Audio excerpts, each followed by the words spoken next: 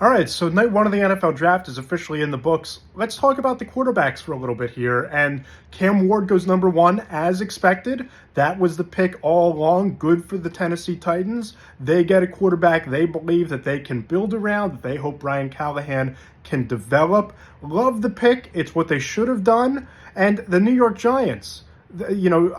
Jackson Dart might not be my cup of tea. I'm not so sure that I would have traded up to go and get Jackson Dart, but he fits the principle of if he's your guy and he plays quarterback, go get him. And, there are some things to like about Jackson Dart. The arm strength is there. He's certainly a gunslinger. He certainly has the mobility to extend plays and make plays on the run with his legs. He's difficult to tackle. All of those things. I can understand if you close your eyes and you think long and hard enough about it, how Brian Dable sees even a shadow of Josh Allen to try and bring that out and develop him, and they move up, they get him, they get the fifth-year option, so they have 5 years of team control to develop Jackson Dart. They don't have to rush to play him this year with Russell Wilson being there. So I like what the Giants did. But we have to talk about the quarterback that everyone is talking about across the country today, that was the storyline hanging over the entire first round of the NFL draft, and that is, why wasn't Shedeur Sanders chosen?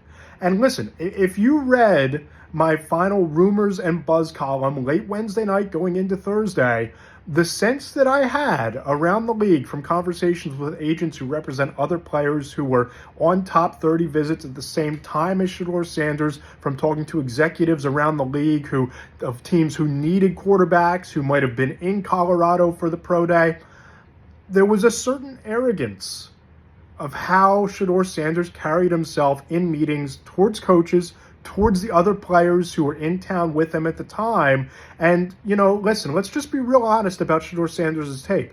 There were some things to like. I think that the quick release, some of the highlight reel level throws that he's able to make, Travis Hunter being on the receiving end of those passes certainly helps a little bit as well. Doing it in the Pac-12 helps a little bit as well. But he was sacked a lot. He was sacked a lot during his time in Colorado. And that's even before we get to the specter of the dark cloud of Deion Sanders hovering over Shedeur Sanders and whatever team had drafted him. Here's the thing. My big takeaway from the conversations I had is that teams didn't feel comfortable enough with Shedeur Sanders, the football player, to put up with everything that comes with Shedeur Sanders, the person. That's the attitude that he displayed in meetings. That's dealing with Deion Sanders. And I was flabbergasted by how ESPN couldn't believe that Shedeur Sanders hadn't been drafted in round one and he slides to round two. It just is what it is. The Steelers were the pressure point. If it wasn't Pittsburgh, maybe it would have been Cleveland to trade back up into the first round to get that fifth-year option that the Giants got with Jackson Dart. Maybe the Saints would have mortgage future picks to go and get him. But the bottom line with Shedeur Sanders is that if he was a Cam Newton, heck, if he was Donovan McNabb, if he was Jameis Winston, maybe that caliber of a player, teams might have gone up and done it. But that's just not who he is. I don't think that the traits and the athleticism and the tape were enough to overlook everything that comes with Shedeur Sanders. So now we look ahead to Friday night.